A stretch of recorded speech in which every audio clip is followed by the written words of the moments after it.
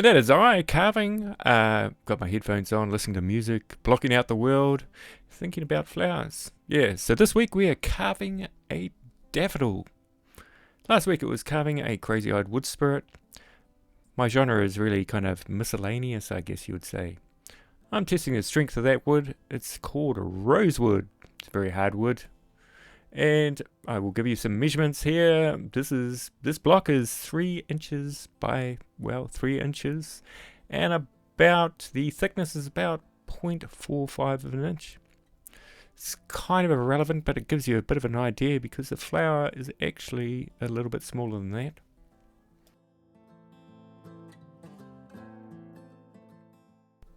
And if you're into medieval history and all of that kind of stuff, you should get this burr because it looks like something from the medieval ages. It is extremely good though, great for taking off wood. But this is also another method. This is a cutter burr, and cutter burrs really come into their own on harder woods, leaving a beautifully smooth surface. And now what I am doing is I am shaping each leaf individually, and I will maybe shape this one going back on itself and then the other ones coming forward, and lots of little kind of curves and all of that. And I'm starting off doing it with the Kutzall fine taper burr, beautiful for detailed work, leaves quite a smooth finish. You have a lot of control with this burr because it doesn't take off a lot of wood, and it's got a nice skinny little tip on it.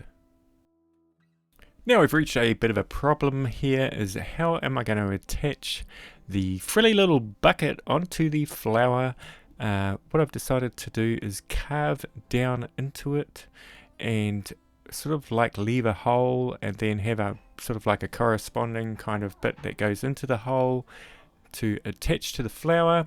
Now what I'm doing here is I'm just starting off the hole with the Kutzall sphere burr, and then I'm going to use a cutter burr on a Dremel press.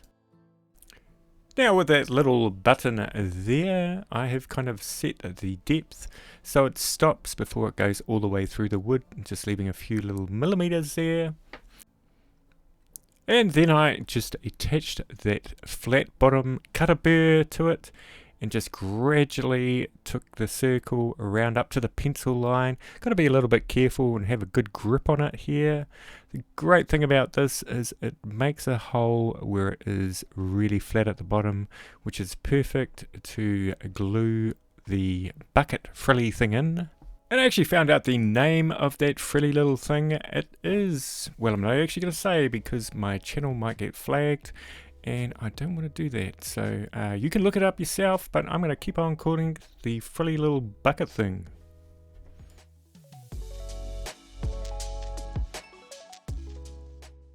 And then the next part of the process is we take these 3 petals back just to sit a little bit above the first petals that we carved.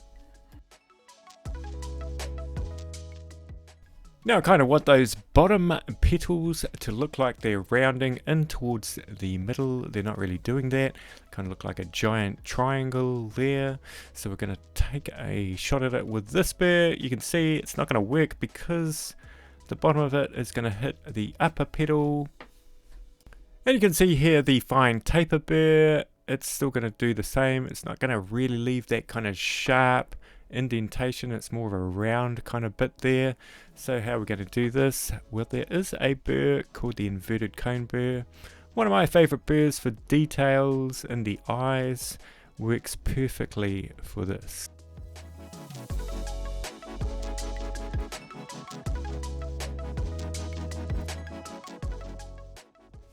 Now another really nice burr that I've just got my hands on is this trumpet shaped burr. Really good for these kind of like right angles.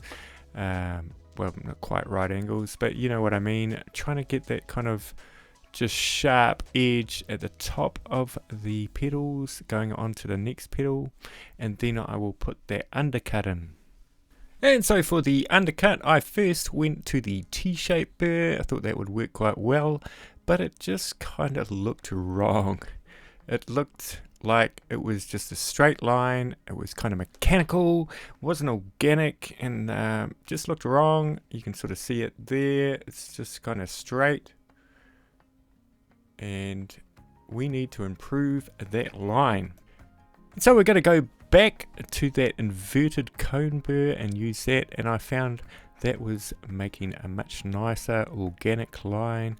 You could sort of like increase sort of like the depth of it, put a few sort of like curves in there, and no, it looked perfect actually. You just got to watch out that you don't press onto that bottom petal and leave a dent in that, but you can always, if you do, you can always take it out a little bit with another burr.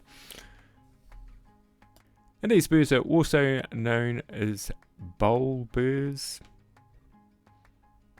And we've gone around the whole flower now and put in the undercuts.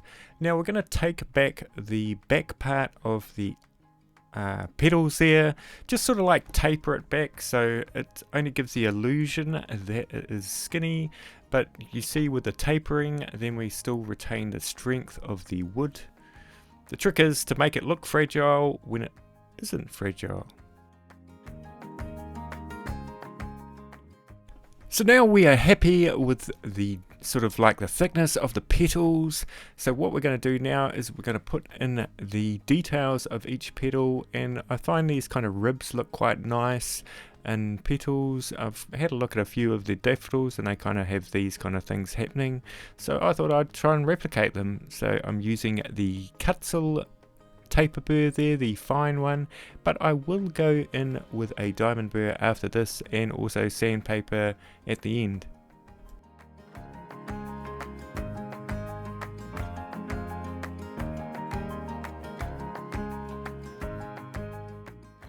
So the next bit is carving that little round thing that goes in the middle of the daffodil, and what I've got here is a giant disc sander, and I'm just sort of like shaping the bottom of it so it can kind of fit into that middle circle. So we're doing that, and then I'll just test it and see if I like it, and it kind of looks pretty good.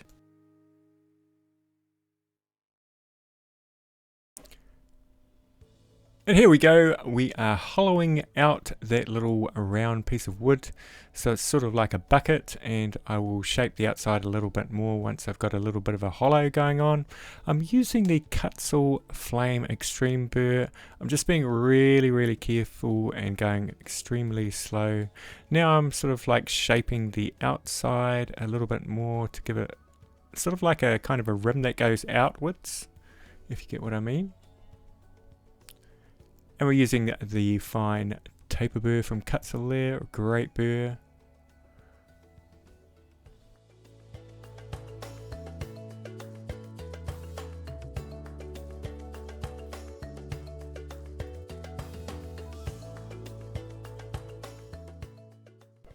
And most of the burrs that I've used today have links in the description, and I really appreciate you all buying through those links. I know I get a little bit of money from it, but it doesn't actually cost you any extra to buy those burrs through those links, and the Kutzall links actually give you a 5% discount as well. Yeah, it's just a way of making a little bit of money so I can bring you more sort of like quality videos.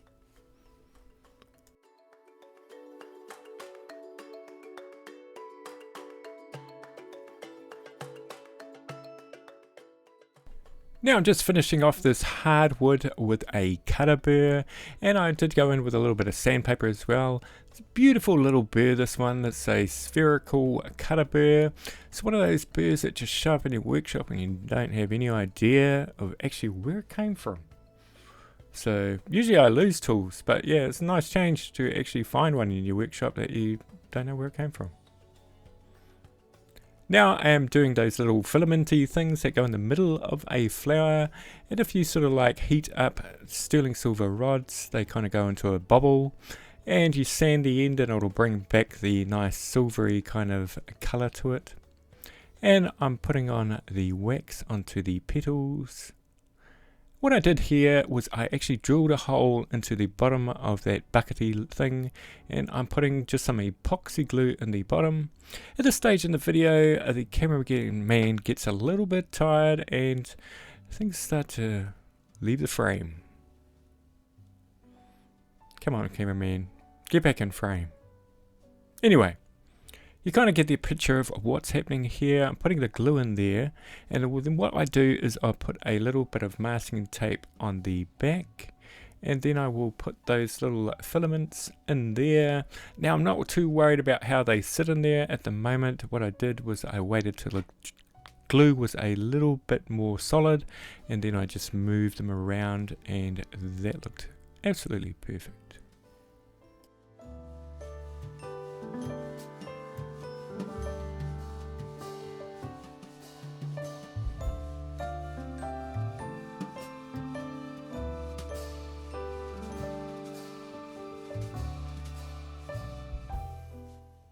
And a special thanks to everybody who has joined the membership. There is their names on the left hand side. You guys are rock stars. Okay, we will see you all in the next video. Bye everybody.